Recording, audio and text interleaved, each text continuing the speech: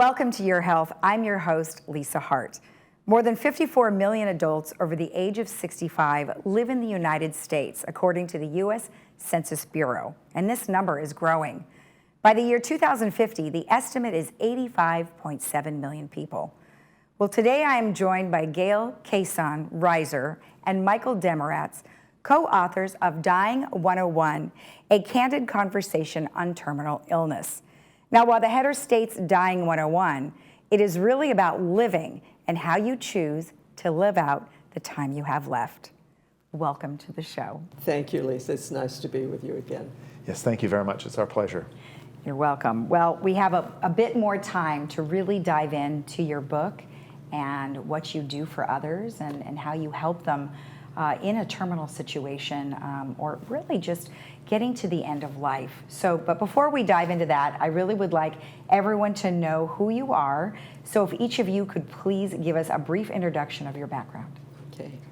I was a businesswoman in Orange County for 25 years. My husband and I owned an advertising agency. I became terminally ill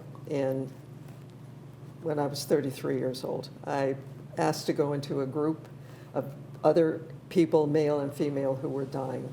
I did not want to be in a normal group.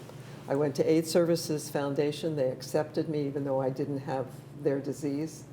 I ended up facilitating a support group, a therapy group, and a women's group for 12 years. Mm-hmm. I have a background in medicine and I have a background in therapy. Okay, excellent, excellent. And Michael? I'm a licensed clinical social worker and have worked in private practice in end-of-life care for more than 35 years, and I call Orange County my home. Now, the two of you met in that AIDS arena. Services, yes, we did. Okay. I was there for 12 years. Michael and I worked together for 6. My husband, who second career became a licensed family therapist, was with us. He did significant other family and friends. Right. Out of that, the three of us decided rather than trying to deal with one patient at a time, we would write a book for patients, which turned out to be used primarily by the medical community. Yeah. CEUs and in service. We had actually thought about writing just a pamphlet that would kind of cover things, that'd be 1-2 pages and hand it to people. And then we realized that we needed to do a little bit more in terms of teaching people how to talk to one another. Right, but it's not always just about the book. I mean, obviously, people don't get super rich off making, just books. It really becomes you're sitting down with people, one-on-ones, or in a group setting, right, where you're walking them through lots of different processes, which are discussed in your book. Well, they're also teaching us, and that's what we started realizing, that the fact that they decided that I was going to live because I had the best chance, and they helped me through that process. They taught us really their needs. They were young, they were articulate, and extremely well educated. So we just decided that as a payback to them and a thank you to them, because there were hundreds of them that died, that we would dedicate the book to them. Tough situations both of you have been through over the term of your life, and especially for yourself. Here you were diagnosed with a terminal illness, yet here you are today. Yes. Which I'm imagining is very inspirational for many people that you talk to, because even though you have a terminal illness, like you say in your book, it's not, hope isn't all lost. No, and it gave me an opportunity to really stretch my experience in a totally different way. Exactly. And luckily, several of the gentlemen that were in one of the larger groups were physicians, and they networked me into research programs that allowed me to stay healthy enough until they eventually came up with a drug that would clear it from my system. Right. So we were fortunate enough at a very critical time. I tell people this is not my first pandemic, this is my third. I had polio as a child. We were in the AIDS community supporting that arena, and now, of course, we have the pandemic. Right. And they were all the same. The public's reaction to it did not change or vary. Right. Well, society is society, and we would react probably in the same manner of fear and isolation and depression and all of those types of things, regardless of whether or not you have an illness. One of the really great things that Gail and I found out by working with one another is that she is every patient. She is the consummate patient, always coming from that perspective, whereas I'm a therapist, and I have been involved in private practice, seeing patients and helping them and their families navigate a very difficult path. Which is a really nice combination, right? You've got the therapist and you have the patient all in one. So that's awesome. Let's kind of dive into the book a little bit. So as we face, uncertainty of our life at the end of your chapter, so if you will, the book that you've written, Dying 101, A Candid Conversation on Terminal Illness, really isn't always about the terminal illness. It's about having conversations with pretty much everyone involved in your life about either the terminal illness, what you're going to do, what you're doing today, how you solve problems going forward. So with that in mind, kind of just give me an overview of why you think it's important for people to read your book and to really get to do the things that you mentioned in your book. Conversation is very, very difficult. Doesn't matter the subjects, Lisa.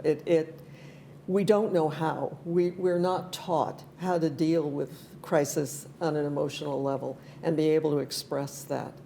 What our guides did, especially for me, was they taught me how to bring up difficult conversations to people who profess love and caring and attention and disappointing them. So we stress conversation because once you learn how to do it, once you learn and you're comfortable with those difficult subjects, you can discuss anything.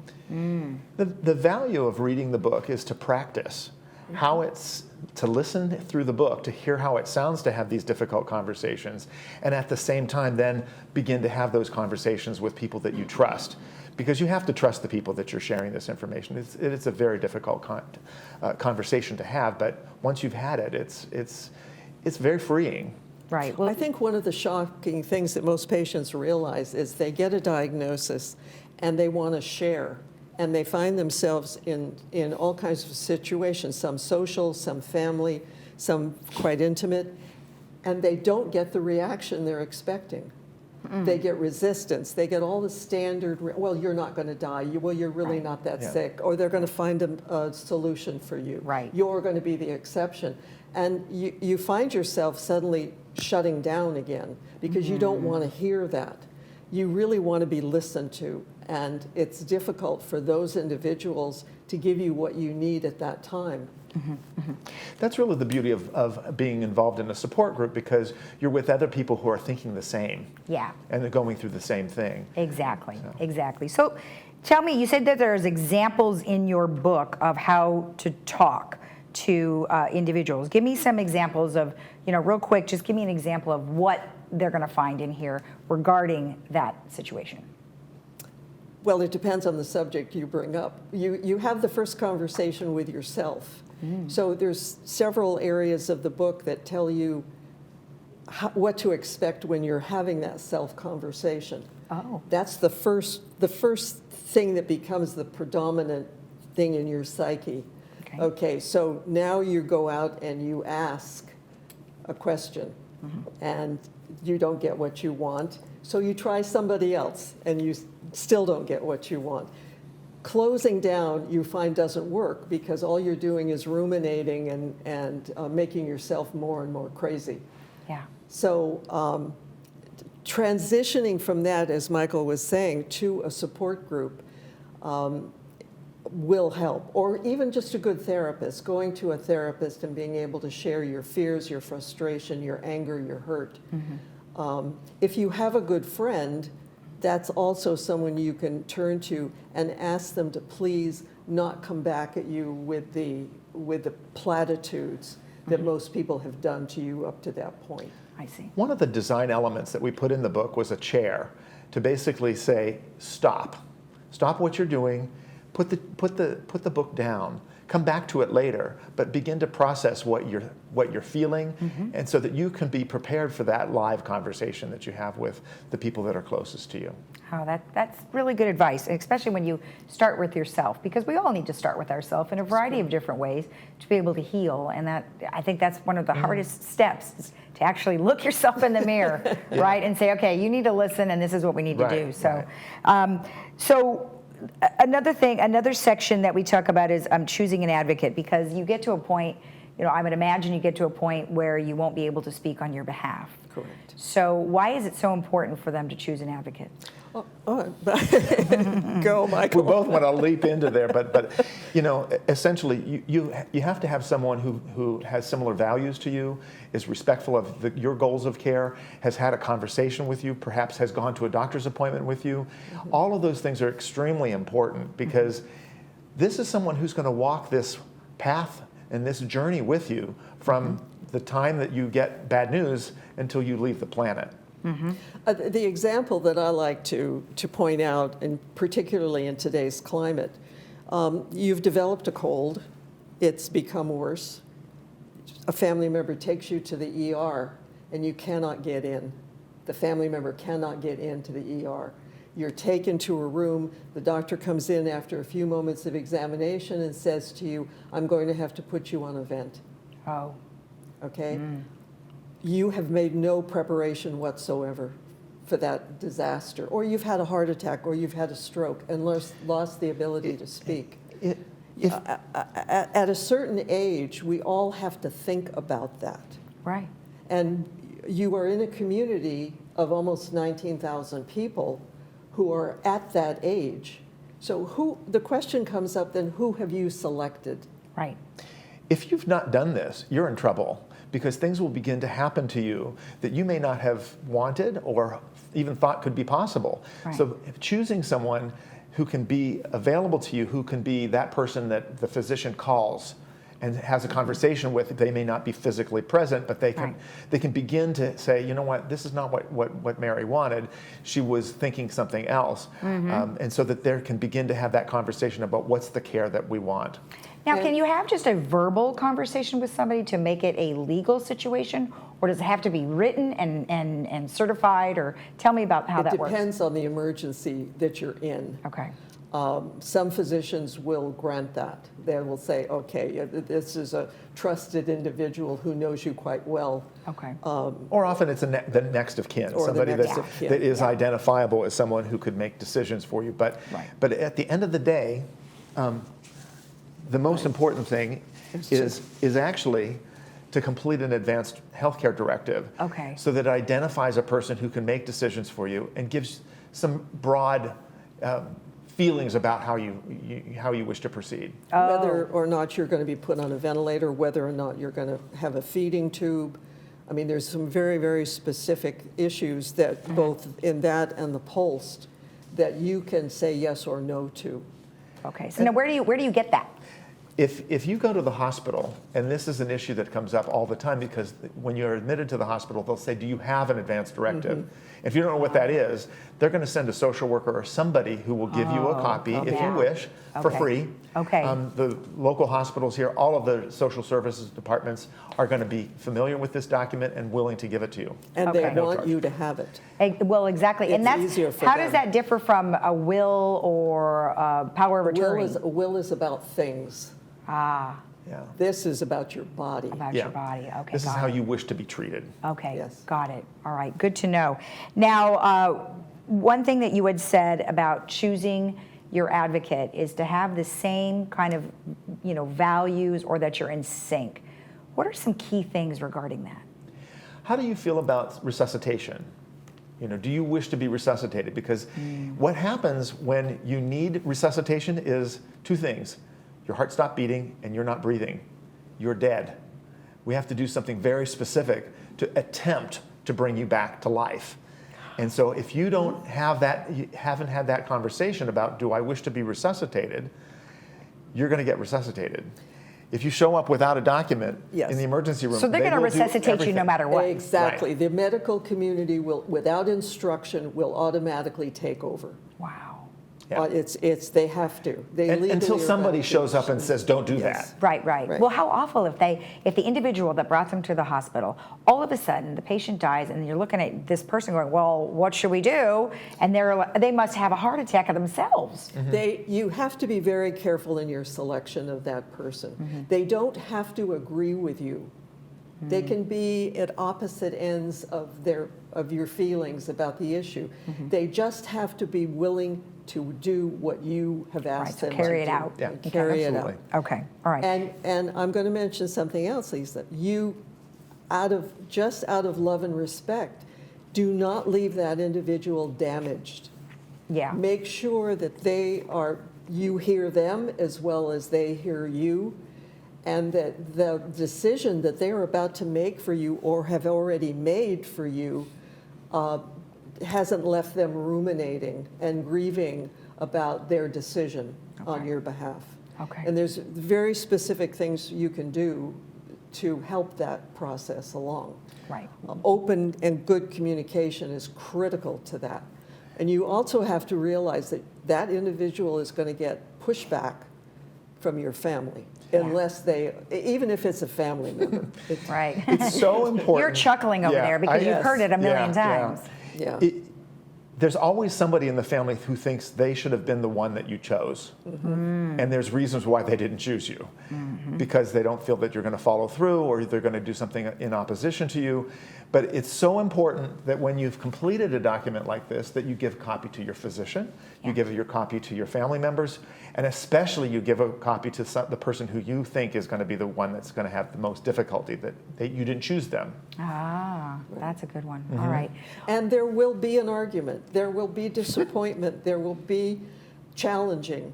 Yeah. You do not want them to attack your advocate. These are legal documents. They hold in court. So if you can encourage the person who's your advocate to say, you know what, I have the authority to make these decisions. Okay. Well, that's important to have It's as a very backing important. for sure. And if you're alone, if you're an individual who doesn't have the family, you've lost your significant other, your spouse, your adult children have passed, or you never had children, you never married, you can then choose what we call a walk-in. And Michael and I are walk-ins. We just show up. Because there's a reason why people show up in your life. There's an important task that they may have to do. It may be just for this particular task that they've come into your life. But they're people who, we call them walk-ins. Oh, wow. And they're generally knowledgeable. Yeah. And they sometimes they have a history with you, sometimes they don't. Right. But it turns out that that patient will trust that walk-in more than they will trust their entire family. Right. Well, obviously, with your background and things, that would be certainly a person to trust because you have so much knowledge about this. But, I know you mentioned it's like a walk-in, but you don't have to be a walk-in. No. People can contact you ahead of time, and you can help them decide, here's what you need to do. Oh, you know what? You've got a daughter, you've got a son, you've got a sister or a brother. How do you feel about those people? I mean, you can help walk them through the process, right? Absolutely. Correct. Absolutely. And we do, and we have. Okay. I deal more with private patients and referrals. People who find me, Michael is in the hospital setting, so. You don't need an attorney to complete it. No. It costs it costs nothing. It costs your time to complete the document. Exactly. Let's touch real quick about COVID, because obviously for the last 2 years it's been horrific for families who have had a patient that's in the hospital and they can't go in with them, like you alluded to earlier. But now specifically address COVID itself. COVID has again taught the general public the restrictions that we're all under. And again, if you have not chosen an advocate, you have no one to speak for you. Right. If your advocate will have copies of your documentation, so that will be helpful, but they are going to be getting phone calls. They are not going to be in person in the hospital with you. Okay. So it becomes even more difficult. And 9 times out of 10, the patient will just be taken over by the medical community. Well, that doesn't sound Now, ideal. No. things will happen. The isolation is just It's horrific. It Yeah. really is. And not having someone who's right there who can speak for you is a real challenge for every patient. What we're finding in the hospital environment is that people are really transitioning very fast to the end of their life. And not having someone there to say, this is what they wanted, they're in agreement with the physicians that are saying, this is what's happening, this is what we need to do. It's very, very difficult conversations at the end of people's lives that no one could have anticipated. Well, COVID right. accelerated that. Well, exactly. I mean, they could have been diagnosed with something prior to knowing they had COVID, and then all of a sudden they get COVID, and it just exasperates Yes. the issues as well as what's surrounding it. So this is why, as you said, very important. Well, I'll go back, Lisa, to I was 5 years old when I had polio, and I was taken up. The only hospital in the Los Angeles area was our big county hospital. Okay. I was put in. It was floor to ceiling polio. Wow. There was no one else in that facility but a polio victim. I was put literally in a closet. They took the door off and they shoved the bed in. I did not see my parents for 6 months. Oh my gosh. I was totally isolated. I had my 6th birthday in that hospital. Oh wow. Then I was taken from that into Rancho Las Amigas, where I was rehabbed, and I was 1.5 years in Rancho. Now the difference, if I come forward in time to the AIDS epidemic, it was the same situation. Yeah. You were isolated. Yeah. No one wanted to be in your room. They used to leave food at the door. No one would help you eat. It was the same kind, and generally you died alone. Okay. The kids in the polio ward that were put in iron lungs never came off of them. Wow. Yeah. So the crazy. death rate was approximately the same. So you move forward to the pandemic and that we're in now, and it's the same thing. It was the isolation Yeah. for, if you survived, Right. months and months and months on a ventilator in a hospital, if you Right. were lucky enough. When you came out, you have to be transitioned to a rehab facility because you no longer have the ability really to take care of yourself. Right, and then with some of the other illnesses, you don't necessarily have to have that, but nonetheless, you still want to be prepared going in. Well, we've already discussed a lot of different things that are, surrounding the Dying 101 book that you both wrote. Let's just have one final thought about, actually when you are arriving at your end of life, the decisions. There's just a magnitude of decisions that do have to be made. So let's just take one. How does one go about hastening their end-of-life process? Well, this is very controversial, and we wanted to include it because we wanted people to hear it from people who are knowledgeable about the process and can also support you through the decision-making that's involved. We're going to talk about, in the next segment, very specific things that you need to speak to your physician about. Okay. And that is something that is going to be valuable in terms of ensuring that you get your needs met, because if you've put it in writing, it will happen. And I think that's probably the best thing for us to be looking forward to. Okay, excellent. All right, so we are going to finish this first half, and then when we pick up the second half, we are going to dive into your step-by-step process. Okay. Perfect. Thank you. All right, thank you for joining me. This was the end of part 1 with Dying 101. So you're going to want to join us for part 2 on our next episode of Your Health. Thank you for watching.